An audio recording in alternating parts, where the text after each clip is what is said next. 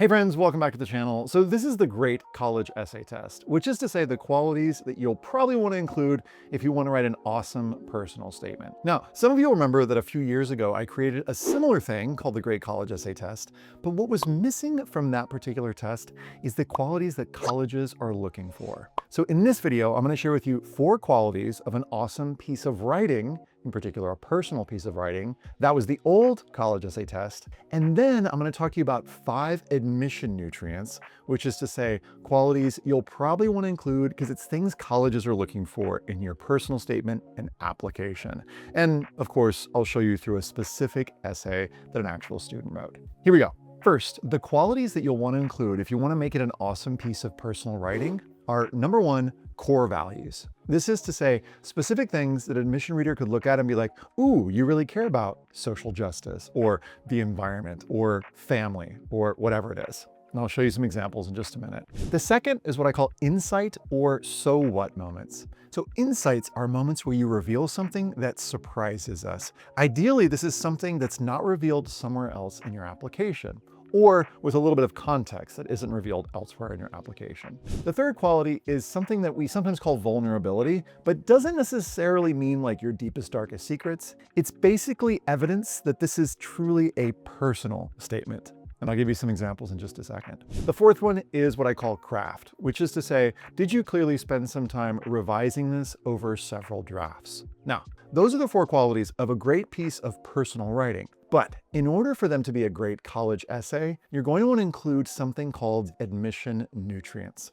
Now, these aren't like the 5 commandments of colleges by any means. These are just 5 things that you might want to consider including because these are qualities that after surveying hundreds and hundreds of college admission websites, we know at CEG that these are the things colleges look for. So the first nutrient is something called intellectual curiosity. Basically, what are you a nerd for? The second quality is service to others or evidence of impact in your community, for instance. Again, examples for all these in just a minute. The third one is leadership or initiative, which is to say clear evidence that you are ambitious, that you've taken steps to do something about, for instance, a concern in your family or school or community. The fourth one is collaboration, which is to say, are you more than just a lone wolf? Do you work well with others? And that's important because colleges are putting together a community and they want to make sure you're going to work well with other folks. And the fifth one is consistent engagement. Now, I'll link below a guide to more on these, including a podcast that we put together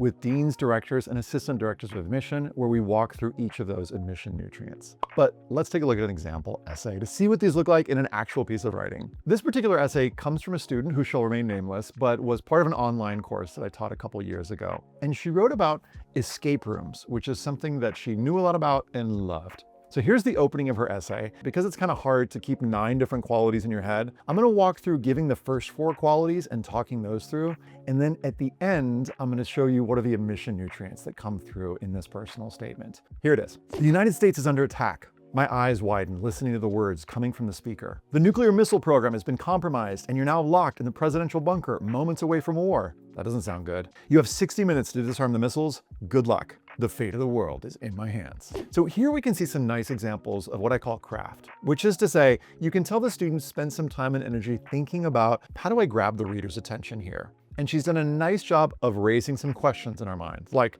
what's going on? Like, is the fate of the world in her hands? Etc.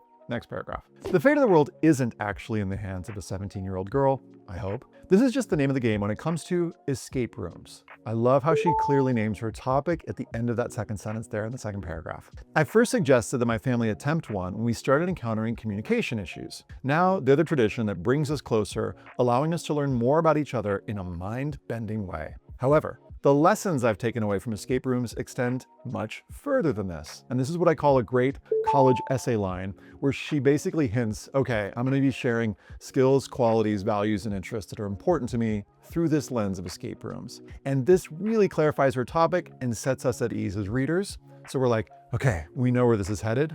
And so that's another example of craft. Now, I want you to see if you can spot the values and any insights that you believe are included here, but that probably weren't elsewhere in her application. Check it out.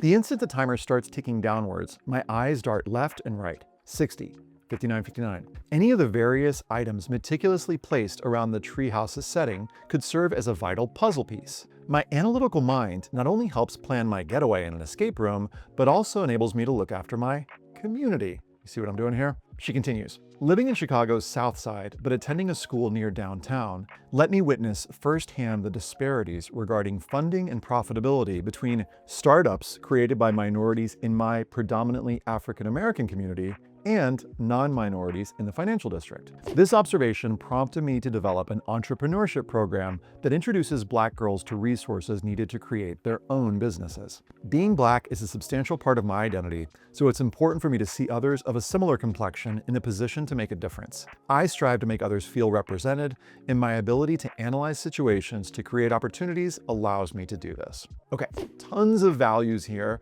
Let me just name a few. So if you notice early on, she talks about her analytical mind. So we see her ability to tackle puzzles and problems and try to solve things. And it's not just in escape rooms, it's also related to issues in her community. So another one, and this is an example of the value of social justice, she noticed some disparities regarding funding and where it was allocated. So she decided to do something about it, which shows her ambition, or if you like, yes, her initiative, which we'll come back to at the end. Another quality I see in here is entrepreneurship, because she's got this idea in her mind, and then she decides to do something about it. There are other qualities in here, of course, but these are at least 3 values in one paragraph. And if you imagine that you're putting a few values into each of your paragraphs, you're probably going to have a pretty robust set of values that you care about, and that the admission reader can point to and be like, here are the things that this student would bring to our college campus. All right, next paragraph. The door to a second room pops open. 3628, 3627. Escape rooms spark a sense of curiosity, new value, that I couldn't imagine gaining elsewhere. Upon entering the Wizard of Oz, I'm left wondering how the trees placed before me are programmed to blink in Morse code. So you can kind of see how her mind is working now. This curiosity, she repeats the value, extends into other aspects of my life, leading me to question, for example, how Bernoulli's principle permits objects to levitate through air currents despite seemingly unbalanced forces. Do you see how we're getting a new value here? Or what the greatest possible length for a straw is. After dragging a tube-like model up 3 flights of stairs, I can confidently say 32 feet. She sprinkles in a little humor there. The creative facet of escape rooms also triggers my innovative spirit. Though time-consuming, I enjoy scouring through leftover craft supplies to find popsicle sticks for my latest Rube Goldberg machine, because it allows me to experiment with creating systems to solve everyday tasks. Another value there.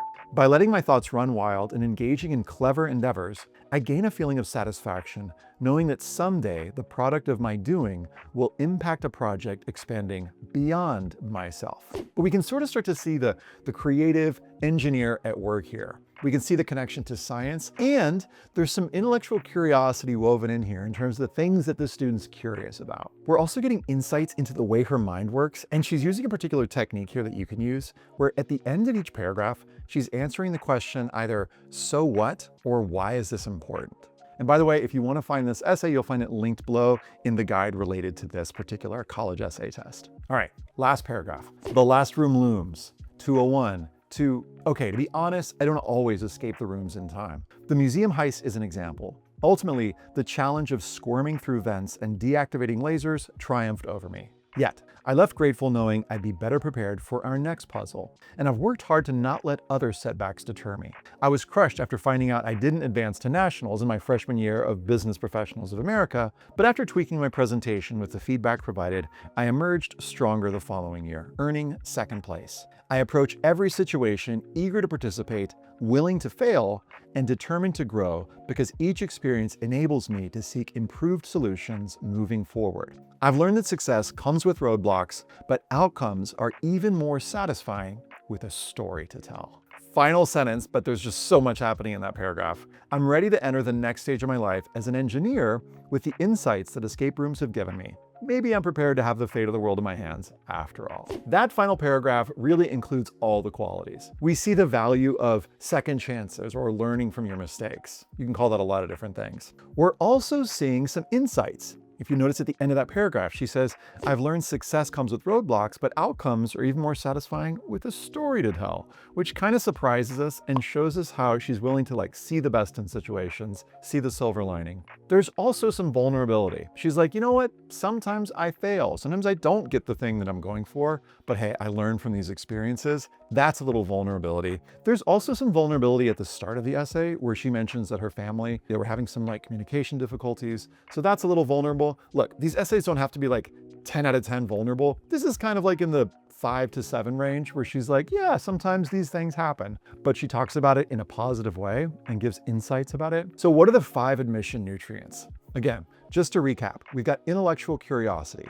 Is this student a nerd for something? In this case, yes, absolutely. She's a nerd for science and engineering. We can see that in a couple different paragraphs, but in particular, the one where she talks about Bernoulli's principle. We can see also when she's talking about like creating the largest straw possible. We can tell that she's really curious, and she even explicitly says this in the essay, which is totally fine, works well. The second quality is service to others or impact on the community. If you notice in that paragraph where she talks about seeing the disparities among the community that she lived in and the communities nearby, and then she decided to do something about it. She started this entrepreneurship program, a great example of her making an impact on the community. And she includes a little bit of information that isn't obvious from her activities list. The third quality, leadership or initiative, is overlapping with this one. So this same example of her doing something in her community shows leadership, it shows initiative, it shows her doing stuff, trying to solve problems. In some cases, one example can show both service to the community and leadership and initiative.